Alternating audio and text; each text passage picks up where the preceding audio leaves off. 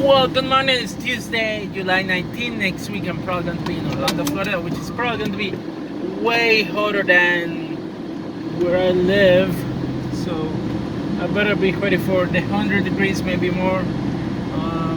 I remember when I was in Puerto Rico, when I used to go to, when I was going to college in Mayagüez. Sometimes it would get a little bit, would get hot and humid. It was insane. It was like 90, 98, close to, it would feel like 100. It was the humidity. I always had to carry my a little towel because I used to sweat. I still probably do. It's just like I don't spend too much time outside, but like I used to sweat a lot, like to the point of like I was constantly sweating, and it was a tough place to live. And then like sometimes like because I hadn't transitioned gender, sometimes you had to wear like I had to go to job interviews and I had to wear a suit or wear a tie. Holy shit, let me tell you, like that was not fun. Yeah, that was not fun at all. And I like that dark color, so like holy shit, that was the worst of the worst, let me tell you that. The worst of the worst. Yeah. So, the fact that now we're seeing extreme heat wave in other places like in Europe and UK. To me, it's not surprising because at one point I knew that was going to happen, and not only in Europe but all over the US and other places. Like global warming is a thing. Global warming is real. Climate change is real. The fact that humans were still in the United States having opposition, people that don't believe in that or think it's a hoax or things like that, not only in the United States but in other parts of the world too, it's ridiculous, you know. It comes to this, let me put it this way. What we do in the environment has an impact. What we humans do in terms of our activities, it will have an impact on the environment. All of our activities have an impact on the environment. Whether it's manufacturing, because for example, if you manufacture things and you are producing something, you use material that is going to create a toxic or a product that will have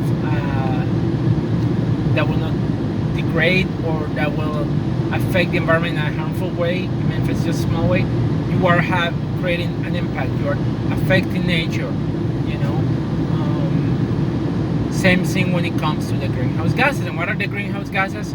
CO2, water, as water contributes to heat, and water vapor specifically, and methane. So there are two gases that are of most concern.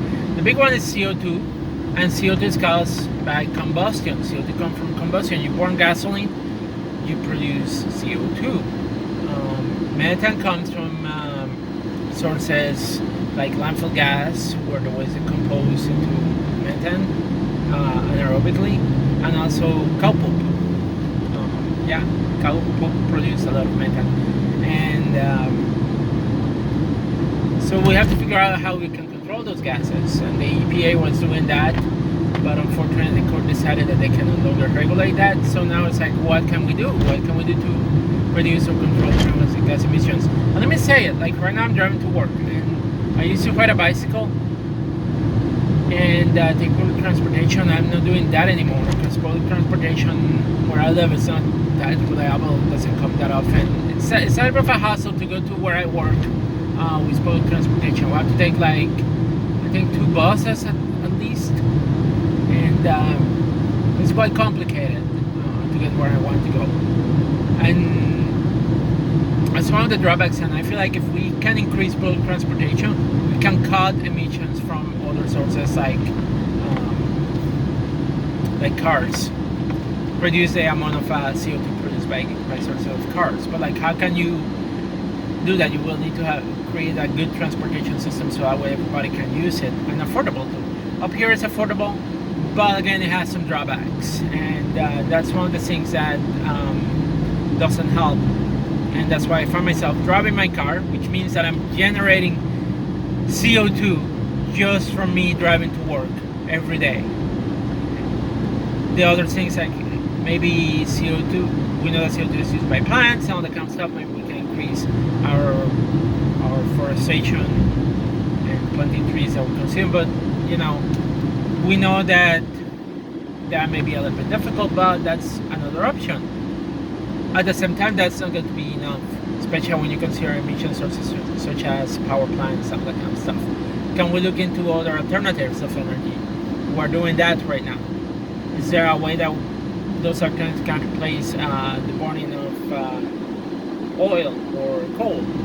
I don't think so. I'm not too sure. We've been trying to, but we haven't gotten to that point yet where we have found a more reliable, more effective alternative for energy. There's one, but there's even opposition to that one, and that one has some risk, which I think it might probably help, but the risks are big and generate controversy. And I'm talking about nuclear energy. Nuclear energy doesn't generate greenhouse gases, but it generates nuclear waste, and then you have a problem like how you dispose of nuclear waste in a way that is safe and it's not going to harm the environment or humans. So it's a tough situation that we humans find ourselves, but at this point, the way that I see things going, I don't think it's going to get better anytime soon unless we're willing to consider and make changes. And we will have to get into making changes happen. No more industry excuses. We're in this together. The environment is going to get warmer, more extreme weather events are going to happen, and when more extreme weather events happen, it's going to affect cities, it's going to affect the places where people live. Human lives can be lost to those extreme weather patterns. When you design civil structures, I mean roads, buildings, sewer systems, you design for a particular storm. You try to find that extreme event through history and data that you find in history, and that's how you design things. However, with the new events that we're seeing, they are breaking those historic events. So what is happening is like, even though we design for a particular storm, now that we're breaking those numbers, it's affecting the structure, so it's causing damage because of the changes that we're causing to the environment. So this is going to have impact everywhere. And I hate when people say like, well, let's just learn how to live with the heat. It sounds like when people tell you that, oh, try to be positive. It doesn't do anything, it doesn't solve anything. It's just dismissive of the issue, and it just doesn't take into consideration all the things that can affect. And if they have a relatively good job where they don't have to spend time outside, there's people that work outside, and those people are going to be affected. Our lives, the people in the bottom, are the poor people, are the ones that are going to be most affected. People at the top, they are probably not going to be affected as much, but they're still going to be affected.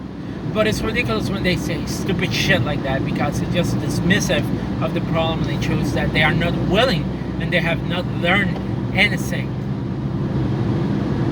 about the situation that we live in. And it's sad, honestly, as an environmental engineer and somebody that cares about the environment, I feel really sad and really sorry that we're still dealing with situations like this. It's like when I was watching today on the news, I was watching CBS, and they were talking about plastic recycling, how some plastic cannot get recycled. That is a problem. And you know what? That's been years ago. They talk about the same thing, and it was the same issues. The same things are just continue happening, and nothing has been done. Nothing has been solved regarding plastics. Unfortunately, it's quite sad, honestly. you have to wonder, what are we doing as a society, because our way of life, especially here in the United States, where it's like the consumerism, the idea that you have to purchase, boy more. It's part of the one little part of the issue that is affecting and contributing to our environmental problems. So I wish I could be in a field that I could help in this area, because it's something that I'm still passionate about, and I realize that when I watch this documentaries and things like that. But unfortunately, I'm not. I'm just a lowly,